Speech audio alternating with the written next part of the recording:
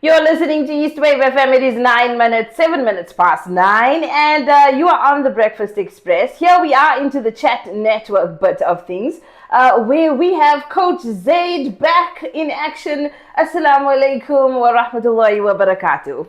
Wa alaikum assalam wa rahmatullah. I see we're slumming it today. Hey, I'm telling you, it's rough out here. Life is lifing, as they say. Life is lifing, adulting is adulting, whatever. We don't even know. Like, since the last time we spoke, there's been fuel price increases, there's been so much happening, and it's just unfair. Who decides if it's unfair? Exactly, linking into the topic of the day. What are we talking about today, Coach Zaid? Is life fair or is it unfair? Is it something we should even contemplate? Because, like, the one thing I keep thinking about is if I sit and consider whether life is fair or not, does it change my reality? Nah. So maybe we need to be doing something better with our time than worrying about whether life is fair or unfair. But as idealistic as that is, we're still going to feel it, right? So what do we do with how we feel it? Yeah, and I think that's the thing. When did that question first come about? The most common time that I hear people talking about whether life is fair or unfair is when things go wrong. No one ever complains about life being unfair when things go better than expected. True. So when I suddenly hit the jackpot or win something more, I convince myself that I deserve it because you know how hard my life is. But when I do something that actually undermines my own efforts towards creating the life I want, then I don't complain about how it is that I'm getting my own way. I'm self-sabotaging, and that's why life doesn't work out. And it's life is unfair because look how tough I've got it.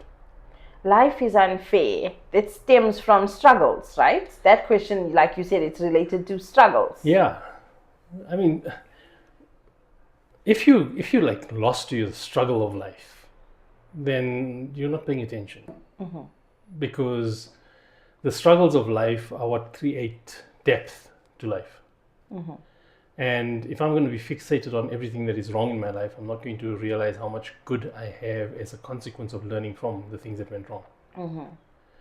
And that's where I think we lose sight of things. Because if I'm looking at my life and saying life is unfair and look how bad I've got it, I'm not recognizing that people who rely on me and who are looking up to me, they're waiting for me to notice them, and they're thinking life is unfair. Look, my father or my husband or whoever doesn't even notice me because I'm like just invisible here and I must just do what I'm supposed to do and all of that. And everyone's sitting in this victim headspace about how life is unfair, and they don't realize that in focusing on how life is unfair, they're being unfair to each other. I think, yeah, it recreates the same cycle, and it re-traumatizes people. Like, while you dealing with the fact that you feel your life is unfair, you being unfair to the people around you by fixating on the unfairness of what's happening to you. So what does the term unfair mean? I think it's relative to expectation. And expectation is relative to our sense of entitlement. No, entitlement is relative to our victim mindset. You know, if there's one time where two negatives don't make a positive, it's in this. Yeah. Where two people are sitting and licking their wounds about how unfair life is, it doesn't result in positive outcomes. Not ever.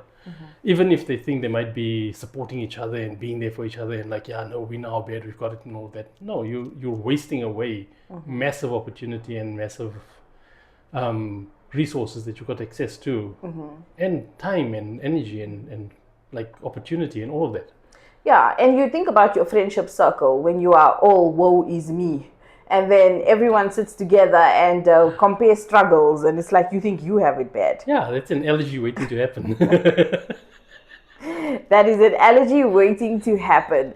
So, while the perception of unfairness, it stems, this is according to the AI overview, the perception of unfairness usually stems from a gap between expectations and reality. Agree?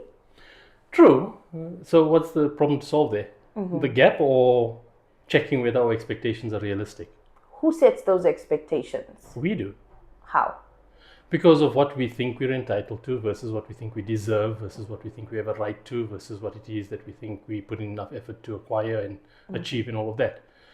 So if I live with someone and our social contract, the agreement, the understanding between us is that because of the roles we fill for each other, there's a certain expectation. There's nothing wrong with that. But if you use that expectation as the only point of determining whether or not you're being treated well or not, then you're missing the point, because the other person also has expectations, and they also have needs, and they also have their own weaknesses and demons and victim mindset from time to time. And so what's the point of fixating on what I expect versus what I'm getting? It's more about, like, okay, I anticipated, or I needed to achieve something, or I needed to get something, or I was expecting to receive something, but now that I haven't, what now? Do I sit and lament the fact that, oh my God, I didn't receive it, and look how people are not treating me fairly, and blah, blah, blah, blah, blah, and then I become this bleeding heart influencer who's gathering all the other bleeding hearts around me so that we can all bleed together? No. What are you doing about it? And I just want to hang on that before I lose my train of thought, right? If we are being unfair to each other, and then I decide to build on that unfairness, like, now I'm going to show you, you've been unfair to me, so I'm going to show you exactly how unfair I can get. What does that generate? Oh, that's it. What goes around comes around mentality. Yeah, like tit for tat, like I can, one for me, two for you kind of thing. Yeah. Congratulations, you just subscribed to the circle. And that leads to what? Fairness? It doesn't lead to fairness, it leads to bitterness, right? Yeah. Because you're never ever going to be happy that the other person felt what you felt, because you know what you felt and they seem like they're still getting on with life, so you put in even more effort and more bitterness and more hating and more prayers and everything else to make sure like they get their own. Seems like a full-time job. It is. It's exhausting. It seems like a full-time job. I read this quote the other day. I actually shared it, where they say that anger or bitterness, or that it's like acid that only destroys the vessel it's stored in. Yes. It causes more harm to the vessel it's stored in than the vessel it's being poured onto. Yes. And I think there's a Japanese a proverb similar to that says that a bitter heart eats its owner. And that's something that always resonates.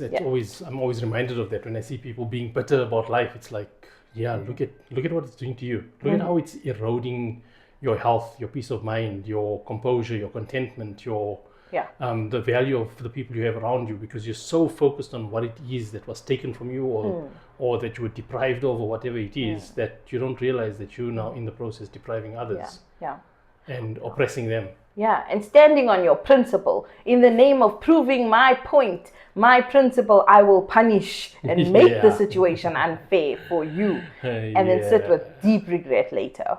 Judge, jury, executioner, while you're looking at things from the wrong perspective, only to find out later on that you imposed all of that judge, jury, executioner kind of punishment to someone that you just misunderstood in the first place. Absolutely. And in the name of misunderstanding, so much is lost. Yes. So much is lost. But that's the thing, right? We don't ever consider that we might be misunderstanding something. We wait for someone to convince us that we are wrong. Yeah. Like, convince me that I'm wrong and then I'll change my mind. No. If you're sincere about it, you'll want to consider whether you might have been wrong about something. Like, you test it and you revisit it and you contemplate, what is it that you're missing? What is it that the other person is not getting? Why is it that you're not getting a meeting of the minds? Until you exhaust that, you can't just write someone off and say, no, it must be them, it's not me. Yeah, and what is the worst that can happen if you are wrong? You have to eat humble pie. And what is bad about that? Well, the only time humble pie doesn't taste nice is if you feel humiliated. So the ego. Yeah. And what is the ego? It's the sum total of your insecurities. It's your insecurities that are provoking you to want to go defensive and want to go crazy and make someone feel what you're feeling. Yeah. And then say to that person, you need to change. You need to correct yourself. I can only take accountability for, you know what, life is unfair. Life is unfair. You did this to yourself. Yes, and then you wallow away and you focus on the aesthetic and you look at embellishing your wounds and dressing it up and making it look all good. Yeah. So that, people can see like, oh, shame, they're trying, Yes. Some people want to make unfair look fashionable. Yes.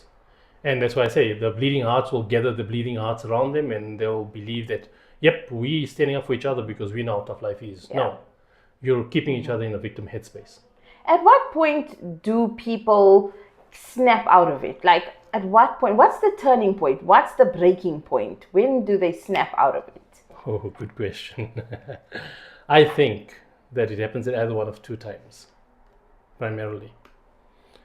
The one time it happens is if you're keeping yourself honest and you take a fresh perspective and you consider what is the cost of me holding on to this bitterness or this unfairness that I feel and whatever it is. And then you realize that that cost is not something you're willing to pay for because of your value system, your principles, your aspirations in life, what you want to create as a legacy, whatever it is, right? And then you choose to actively distance yourself from that way of doing things and thinking, and then you move on. The second one is a bit more difficult. The second one is when life claps you in a way that you never saw coming. Yeah. And suddenly all that confidence and call it arrogance even of believing that you were on top of things and you had a justifiable case and all of that for being the way you were.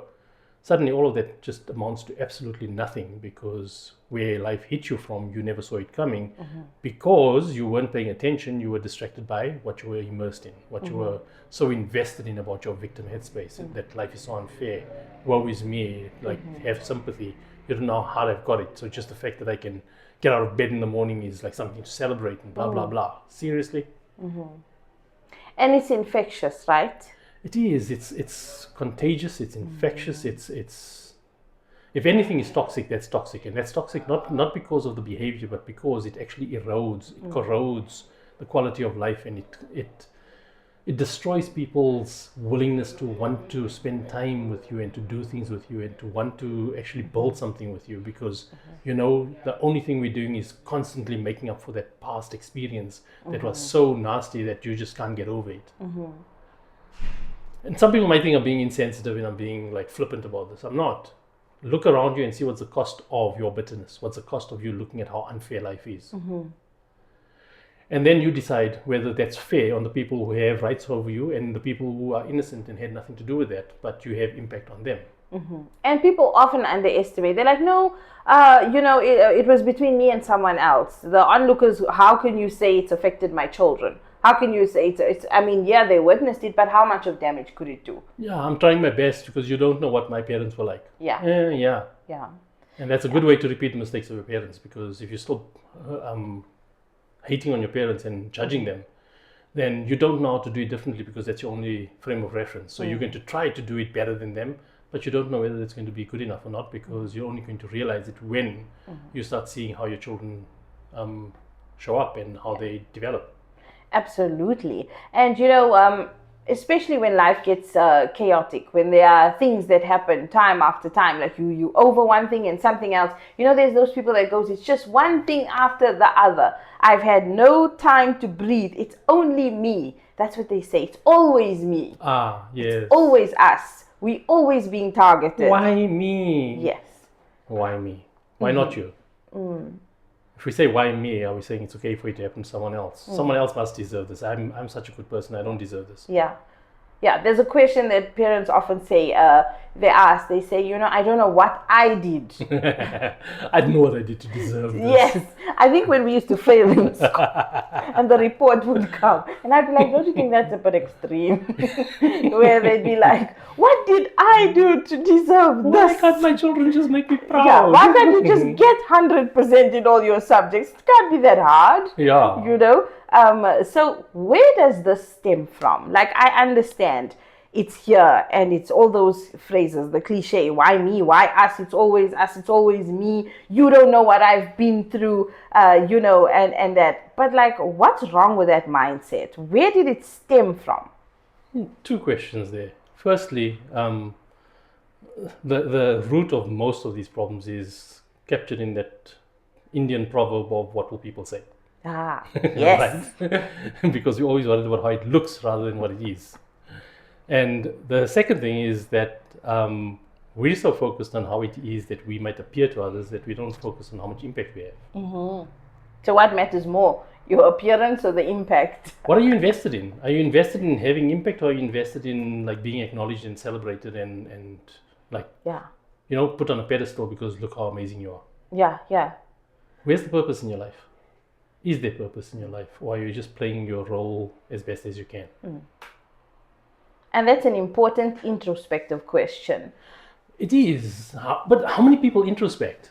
Because people, I know of a lot of people who think that they're introspecting, but in fact what they're doing is they're self-loathing. What's the difference? Introspection is like honestly reflecting on what actually went wrong, what actually happened that I didn't see coming, or why is it that I might have missed something or someone else might have missed something. You know, you're looking to figure something out, you're looking to solve a problem. Self-loathing is about focusing on how bad you got it. And people think that's self-pity or something. It's not self-pity, it's self-loathing. And I say it's self-loathing because you have to diminish and dismiss all the good that you have and that you are to be able to focus on all the bad that you have. So everything that's wrong about you, look at my health and look at my weight and look at my this and look at my that, and then I want to go and try all these ridiculous GLP-1 drugs that's going to give me a miracle cure, and it's still going to leave me with a toxic mindset and now a contaminated body because I lost more muscle tone than I lost fat, and then I didn't like, oh my God, but I trusted them. They told me it would work and they told me it was good for me. Yeah. When are you going to take accountability for the decisions you make? And I love that you're bringing that up, because we have a lot of people who think that what they're doing is introspection when they're actually dodging the kind of accountability that it takes to come to the realization to make their own change. Yes. And people are quick to point out, this is what you're doing wrong. Yeah. This is how this is how you can be better. Like, that scorecard is there, but turn it on them and then it's like, oh, so you've been sitting judging me the whole time, People, So you think you're better than yeah, me? oh yeah, now you think so the whole time I thought we were friends. Meanwhile, it's so terrible that we have to be afraid to be honest with people. Yeah. I mean, it's come to a time where we have to be afraid. We have to first say, I want to tell you something, but I'm afraid of how you're going to take it. Because we make everyone responsible for how we feel about how they treat us. I'm responsible for how I feel about how you treat me. And if I don't like the way you're treating me, I need to be able to speak my mind in a way that is going to be constructive, not adding to the problem. But if I'm triggered because of my insecurities and because I have entitlement and I'm distracted, then I'm part of the problem. Yeah. But I don't ever consider that I'm part of the problem, because always someone else is the problem. And that's a problem. Yeah. Right? Because everyone is ready to point out who's wrong, but no one's ready to look at whether they're wrong. Yeah, no. Nobody wants to acknowledge the role they played. Yes. And if they do, it's very soft. Yes. They will point out other people's things Yeah, very but I loud. didn't mean it. Yeah, no, I know that wasn't my intention. I just said it, I just said it like that. I didn't mean it like that. You have this coming through, and it's sheepish. It's sheepish, but when it's time for them to throw out the judgment, it's loud and confident, and then when the accountability comes, it's sheepish and meek and like, oh no, I didn't mean it like that. Let's just move on, man. Yeah. Let's it's not such a big deal. Why are you making such a big deal out of it? Let go. Exactly. Oh, shut up. These are the ways that people try to deal, and that's how life becomes unfair, right? Where you see someone acting contrary to what they claim to stand for, and you're affected by it. Then life feels unfair. When you do the same thing to others, they feel life is unfair. Yeah, and there's something that comes to mind. People will disrespect you in public, but want to apologize in private. Yes. So when you hold them to account in public, they're like, oh, I can't believe you are talking like this, in public. But then you humiliated that person. It's so unfair that you talk like that. And that's something also that I think we need to talk about, is that if you are going to be bold enough to point out someone else's false flaws, humiliate them, feel you have a right to do that, when it comes time for accountability, how do you turn around and say it's unfair? Yes. Are you willing to take what you give? Yeah. Everyone has got so much that they want to give. Yeah. I'll let you have a piece of my mind. But dare you want to let me have a piece of your mind, and I'm going to tell you everything that's wrong with you. Yeah. Yeah. Nah. We lack integrity in that way. And the reason we lack integrity is because we don't hold ourselves accountable for what we see, because we're so distracted by believing everything is happening to us. Yeah. Life is happening to me. Problems are happening to me. People are happening to me. I've got nothing to do with it. I'm innocent. I'm so sweet, and I'm so innocent. I'm so sincere, and I'm so committed to wanting to do the right thing, but look how difficult you're making it for me. Exactly. If only you did this and if only you did that, I wouldn't be like this. Exactly. That's what we see. You know what? It's completely dysfunctional.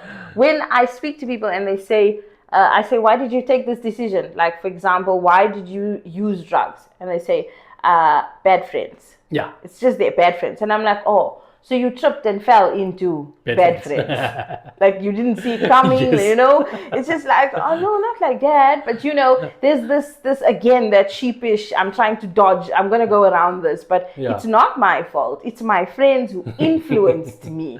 You I know? slipped on a banana peel and found a joint in my mouth. Exactly. Next thing I knew, I was trying to breathe and it went down my throat. I don't know, you know. But then, how is life unfair? How could you say life is unfair? Yes, and usually that's because they're so focused on judging and hating on people that they think let them down, that they think they have a legitimate gripe to want to escape all of it. You don't know how bad I've got it. That Yeah. you don't know how bad I've got it. Why do I need to know how bad you've got it for you to show up? Yeah. Why is it important for the world to know your problems and your heartache and your distresses and everything else before you're willing to do what you think is important? Yeah. What you think is important, not what the world should recognize you doing that's so important. Yeah. Where's your conviction in why life matters, right? And if you don't have conviction in why life matters, the only thing you're going to have going for you is the battles. Yeah. Because without your struggle, you don't know who you are. Yeah. Without your struggle, you don't know how to show up. Yeah. And I have to go back to that statement. Why is it important that everybody knows what you've been through? Yes. Why is your battle cry something everyone must hear before we can move on? I can tell you why. Uh-huh. We subconsciously managing expectations. Like, don't expect more from me because look how bad I got it. Ah, yes. So if you think I'm disappointing or if you think I'm not achieving enough, it's because you don't know how bad I've got it. You don't know what I've been through, so don't expect much from me. But Yeah. you need to show up. Yeah. As if you don't have. No one else is allowed to have struggles and trials and duress. Yes. They must first acknowledge ours before we're willing to consider that, hey, other people also have tough times. So who's really being unfair then? Exactly. Because if everyone's going to walk around believing that it's only fair if you first understand me before you raise expectations from me, Yeah. then everyone is going to be at loggerheads with each other because, like, who goes first? Yeah. I think people are seeking to be understood first. They're like, understand me, listen to me, hear me, my story, my Yes. plea, my problem. And then we can move on. The me culture. Yeah. So how unfair is that? And the thing is that's so sad about that. Even when we do something good, we make it about us. It's like, look what I did. Yeah. Look what I achieved. Look what causes I am supporting. Yeah. No, it must be driven by conscience. It must be driven by self-esteem, by self-worth, self-respect. Yeah. But that self part missing. So it's social esteem, social respect, and social worth. Yeah. We always focused on how other people see us, and then we see ourselves through their eyes, and we try to adjust relative to that. Yeah. And I think when I look at Instagram Ah, and I look at, Instagram. the pictures of, this is what I did, this is what where I went, this is who I helped. Picture, here's the grocery hamper. Yeah. It creates this inner conflict in me. Like, why is it only valid if it's up there for everyone to see? And what's the true purpose of you doing that, right? You might, and here's where it gets difficult, right, or complicated, because people genuinely believe they're doing it with sincerity, and this is just their way of raising awareness and all of that. So Yeah. my question is this: are you helping a cause because you want everyone else to know that there's a cause that needs help? Or are you helping a cause because you're trying to alleviate the problem that created the cause? What is the reason for you actually contributing and supporting and making yourself available to charitable causes or social justice causes? Is it because you want everyone to rally around you and see how great you are? Or is it because you genuinely want to make a difference in that space? So if you want to make a difference in that space, what is your criteria? I think this is a conversation that you've got to have with yourself. In that, what's your motive? People misconstrue motive with intention. And they keep checking their intention and think, no, I'm intending to help the poor. Yeah. I'm intending to help the orphans and the needy and the refugees and all of these things. But they don't understand why it is that's important to them. That's where motive comes from. What is in it for you? And there's always something in it for us, whether it's fulfillment or reward or contentment or celebration or social credits, there's something in it for us. And whether that something that's in it for you is going to be self-indulgent, or is it going to be something that spurs you on to want to do more good, will determine whether that's something that is selfish or not. But we don't stop to consider this. We only focused all the time on how it is that we want others to see us. Yeah, yeah.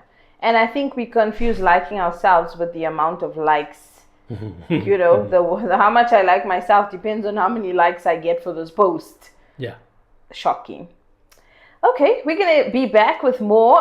Please do WhatsApp us on our WhatsApp line, and keep it locked to S2E15 FM. Coach Zaid is back after his hiatus, and we are definitely talking about the unfairness of life. So stay tuned to the Chat Network. We will be back after this.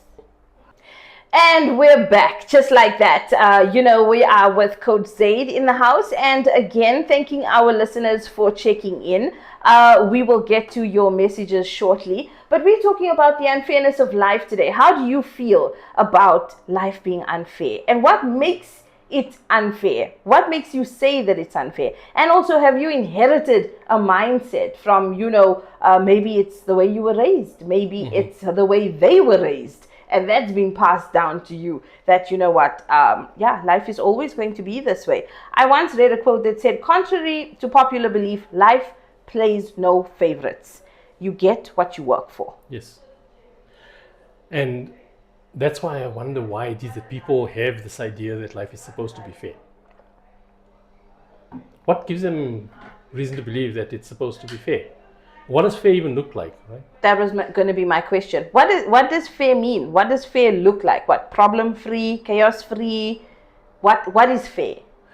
If I put in a certain amount of effort, I expect to get due return on that. Okay, without hiccups? Without hiccups, no problems, nothing. But that assumes one massive kind of assumption that we work with.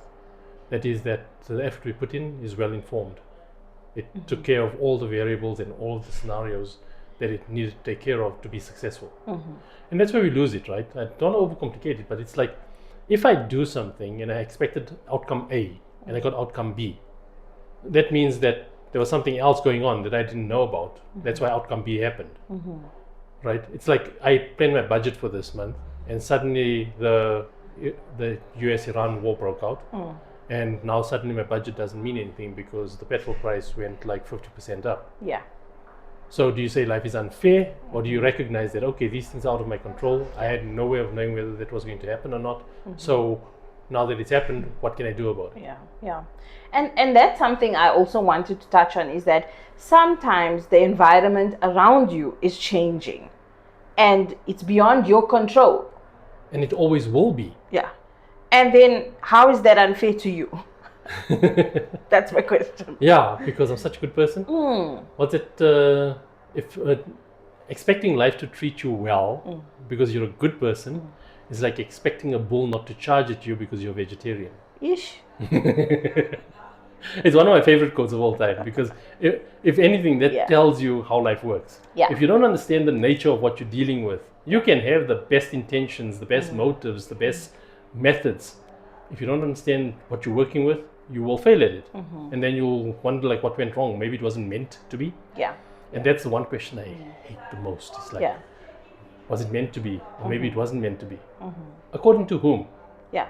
Do you suddenly have divine connection there that you can determine what was meant to be and say, oh no, I can confirm on good authority that this was not meant to be, that's why it didn't work out? So if you go, one day we were talking about this, and I was still in school when we were talking about destiny. And one of my friends, legendary, stood up and said, okay, fine. So you're telling me that if I go and stand in front of a train right now, I choose to do it and the train hits me, it's part of my destiny. He wanted us to debate, and I couldn't wrap my head around this. Like, who determines that it's meant to be or it's not meant to be? Agency. That word that most people don't like, and those who don't know about the word, they just think it doesn't matter. Agency is your ability to influence outcomes. Yeah. The choices you can make, the decisions you do make, the contribution you can make. So if you see someone going to stand in front of the train, and you stand there and you watch them, and it's like, that's a stupid decision. Yeah. But like, not my problem, Yeah. Like, why are you doing that? And then they get hit by the train. Then you can say, yeah, well, that's how life is. No, you have culpability. And what does it say about you as a human if you can watch someone making a bad decision and leaving them to fail just because, like, not my problem, right? So, and this is important not because of how you're supposed to show up in that scenario with the person standing in front of the train, but it's important about how it is that you're going to connect with the people that matter to you and that you matter to. If you don't have a good, healthy connection with your own humanity, trust me, you are hurting people. That is very important. A healthy connection to your own humanity. Yes. How do we know we have that? Do you notice how people experience you? Do you course correct because you want them to experience you differently? Do you hold yourself accountable for the impact you have on them? Or do you shut them out the moment they don't receive what it is that you're trying to give them? Humanity is about empathy, but empathy is something that most people misconstrue. People think empathy is about like feeling for someone. That's sympathy. That's how I feel about your condition. Yeah. Sympathy is about you. It's not about them. Empathy is about how do they feel about their condition and what do I want to do to help them with the way they feel about their condition. So empathy is inserting yourself in someone else's reality and trying to consider how they're experiencing it, not how you think they should experience it. And a lot of people think that they are empathetic. Yeah. Very. No. They are the picture of empathy. If we had an empathetic society, we wouldn't have majority of the problems that we experience currently as social ills. It's because we don't have enough empathy. From the home front all the way through into the public spaces, we're all focused on expectation. Who deserves what? What is it that I'm entitled to? What's my rights? What's my responsibilities? What's your rights? What's your responsibilities? And the moment you start focusing on all of those things, you lose sight of the human, and that's where you lose your humanity. When you lose sight of the human behind the role that is standing in front of you. And because of that, we just lose ourselves. And then when we lose ourselves, we become just another pawn in the game of life that we don't control because there's too many variables for us to know what to control. And then our response to that, because we need to be in control and we need to be relevant, is to try to control something that will never be in our control. And that's how you just end up rabbit holing all the way down into oblivion. And along the way, you're discarding a whole lot of people, or letting down a whole lot of people, or hurting and offending and impacting negatively a whole lot of people. And it's like this constant cycle. Yes. It's insanity. The definition of insanity is doing the same thing over and Yes. over and expecting a different result every time. Yes, and that's one of the things that a lot of people, when they see how unfair life is, it's like, I'm trying. I'm trying. No one's saying you're not trying, but are you effective in the way you're trying? I love that because, you know, I'm trying, but how effective are you at the methods? What methods are you using? Using the same method to keep trying the same way, and then you're like, it's not working, and then they're like, the other person is not receptive. Or, you know, it's not me, it's them, because I'm putting in my 100. Yes. So they're being unfair to me. Yes, and of that 100 that you're putting in, how much of it is what they actually asked you to do for them? Yeah.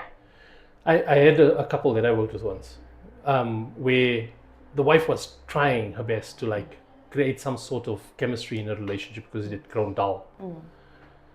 But the husband's gripe was that she was too argumentative about everything. Every single thing was a nitpicking exercise, right? And I'm not picking on women here. This is just the dynamic that played out in that relationship, right? And she didn't register that because she thought it's the right thing to do, to like take things apart and be so analytical and be so extra kind of like, what's the word? Critical about things, right? So instead of solving that problem, she went and solved a different problem, which is I try to look good when he comes home and I try to prepare the meals that he wants, and still he's not interested. The reason he's not interested is because he can't have a conversation that doesn't lead to an argument or doesn't lead to some nitpicking debate about something that is completely irrelevant to the quality of your life. So how hard are you trying is not enough. Are you effective in what you're trying to achieve? That's what you need to hold yourself accountable with. And when you hold yourself accountable with that, you won't worry about whether life is fair or unfair. You'll realize that life is only going to give you what it is that you are able to take from it because you're informed about what you're taking from it. And it goes back to the question you always ask: what problem are you trying Yes. to solve? Most people don't know what problem they should be solving. They just Yeah. feel that Yeah. this is what I should be Yeah, I thought this is the problem. So, so then I cook the food. So I told you how many times that's all I want. Yeah. Yeah, but Yeah. I'm trying. Yeah. Can't you see I'm trying? It's insane when you put it like that. And it's so accurate because people need to understand the problem in order to know how Yes. to solve it. And if you're defensive Yeah. and you're self-loathing and you're hating on yourself and you don't want anyone to see how much you're hating on yourself, then you're going to come up with all sorts of defenses that prevents you from understanding what the real problem is. Yes. Because the moment someone says one thing, you're going to assume they're implying something about you, and then you're going to respond to that implication. Meanwhile, they were just talking in general, like, wouldn't this be a good thing? Yeah. It's like a lot of people, and this is like a big thing about why life feels unfair for a lot of people, right? Is that if I'm hating on myself, and I think I'm really just so pathetic and I failed at so many things and all of these things, and that's my internal narrative. And here someone comes along and says, hey, why don't you try this? It could be sound advice, but because I think they're just trying to point out that I failed at that as well, I go into defense mode, like, yeah, do you think I didn't try it? Yeah. Who are you? What do you know? Yeah. You don't know how hard I've been doing this and for how long I've been trying to do this, and they're not cooperating, they're not doing their part, and I don't have money and I don't have this. Yeah. Shush. Get out of your head. And when you get out of your head, you'll realize that self-deprecation, that self-loathing, that internal harsh, abrasive, insulting commentary you got going on about yourself in your head, that's not humility and that's not struggle. Yeah. That's ingratitude. Yeah. It's ingratitude for who you are, what you have, and what you're capable of actually having impact on. And if you just go quiet, if for once you do the opposite of what you used to doing, what you are primed to do, on the other side of that lies a sense of peace and the solution to age-old problems. And enlightenment. Enlightenment. Yes, it's like, Yeah, like angels will sing because they have a chance to. Yeah, it's like, if only, why didn't I do this sooner? Yes. That's why I always ask, what's the worst that can happen if you had to admit that you were wrong, or if someone says you're wrong? So what? Exactly. Are you available to receive wisdom that you're asking for? That's a good question. Yeah. Right, because everyone wants someone to help them and advise them and point them in the right direction and Yeah. support them. But when someone tries to support you, do you make it easy to be supported, or are you so difficult about it that you wear them out before they even get started? And then you make a villain out of them. Yes, and You it's like, make a see, villain out of no one stays, everyone leaves, everyone yeah. abandons me. I love that. When they say everybody leaves, everyone's left me. And I'm not picking on people. I just don't know where this is invite going. me to your pity party. I can't. And like, what's the common denominator? Yeah. If everyone's leaving and you don't have a good reason about why it is that everyone's leaving, Them, it's not me. maybe change your deodorant. Yeah. Oof. It's, when we talk about going quiet, when you say to people, please, can you listen? Yes. Listening is an actual skill. Yes. I think it's more than a skill. I think listening is a desire. Right? It's a desire to want to understand, to want to know, to want to be better. It's what you hold yourself to. I'm not going to listen if I think I'm perfect. Yeah. So if I think I'm right about everything, I'm not going to listen because, I've been through that. I've heard all the arguments and I've heard all the stories. Don't worry. I know what I'm doing. Yeah. And I find it very hard to understand how two adults need more adults to come in and say, can you please listen? And then someone is, but I've asked him to listen, or I've asked her to listen so many times. And then you have other people going, listen. And you can see literally this person just, yeah, okay, are you done? Yes. When somebody can say, are you done? Right.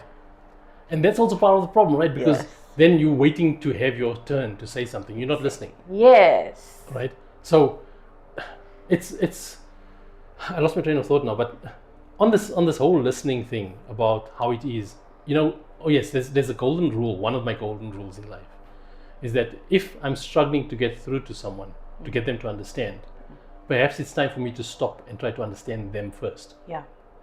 Because if you are throwing a ball at Velcro wall and you're expecting it to come back to you, it's not going to, because you don't understand. It's a felt ball, a tennis ball against a Velcro wall. Yes. Right? You need to know what you're dealing with. If you don't know what you're dealing with, you're going to have misplaced expectations, and then you're going to think someone else is deliberately doing you in. Meanwhile, you don't realize that they're on a different page. Wow, this is so exhausting. Like when I think about, the Velcro wall concept, how many people are throwing the tennis ball, like, please pass it back, come back. or like to the ball itself and to the wall, different conversations and arguments, Everyone leaves. Maybe because you like giving them directions on how to leave. Yeah, you're leavable. And here's the thing, right? And I don't want to be flippant about this because I know it's a really big issue and some people are really taking strain with it, right? Yeah. But if everyone's leaving, right, it's not necessarily that they're the ones that should have stayed. Yeah. You need to consider that maybe what it is that you're actually looking for is not in the people you were looking to establish it with. Yeah. But if you don't know yourself well enough, if you're not connected well enough to what is your purpose, what is your passion, what is the problem you want to solve in life, you're going to assume that anyone who treats you well could be part of the solution. Yeah. And if it doesn't align with what they think is important in their value system, and this is the one thing, right? And we should have another conversation about this, I think, completely, is that one of the things that trips couples up all the time is that they assume they have the same value system. Oh yeah, please can we do that? Yeah. You don't have the same value system. You might have the same framework of values, but you don't have the same value system. And if you don't understand those differences, you won't be able to cross that divide of the differences and come up with a middle ground and come up with a compromise, or even give up what you stood for because you see what they stand for is actually better, and vice versa. Yeah. But being open to that kind of growth and that kind of participation and integration in a relationship, that requires you not to be having a harsh conversation with yourself that you hold your partner accountable for. Yeah. And accountability is the word of the day. It's the word of the day. Elegy of the 21st century. So, Coach Zaid, this conversation has been so amazing. I don't know how the time flies, how this hour flies, but these pearls of wisdom that you shared with us, I'm sure our listeners appreciate. We've got Asma saying, Assalamu alaikum, Nazia and Coach Zaid. Hope you are well and keeping warm. I'm really enjoying today's discussion. The topic is so beautifully presented. Coach Zaid, it really resonated with me. Shows like this remind us of what truly matters. Take care. And then afterwards, she asks, are you willing to receive wisdom with a smiley face? So, it hit home. Coach Zaid, what is your parting shots for our listeners today? I'm not being funny when I say this, but please, the best thing you can do for yourself, the absolute best thing you can do for yourself is get over yourself. And I don't mean that in a flippant way. I don't mean it in an insulting way or trying to be clever. I honestly mean if you get over yourself, you'll stop making your life about you and you'll make your life about what drives passion within you. Yes. You'll want to live with purpose. You'll want to have impact. You'll want to leave a legacy because you don't need people to see you all the time. Yeah. And automatically, when you operate in that way, when you live life in that way, people notice you. Yeah. People see you. But you shouldn't be doing it for that reason. Just trust that that is a natural consequence of doing that. Well, I think that is amazing. And I think that for your birthday, we're going to make you a t-shirt that says, get over yourself. A black one with white handwriting. So, Coach Zaid, Jazakallah khair for today's interview. We hope life is fair to you. I mean, and as fair as I'm going to allow it to be. Oh my gosh. You know what? Today we really learned a lot. And I hope this reframes it for us.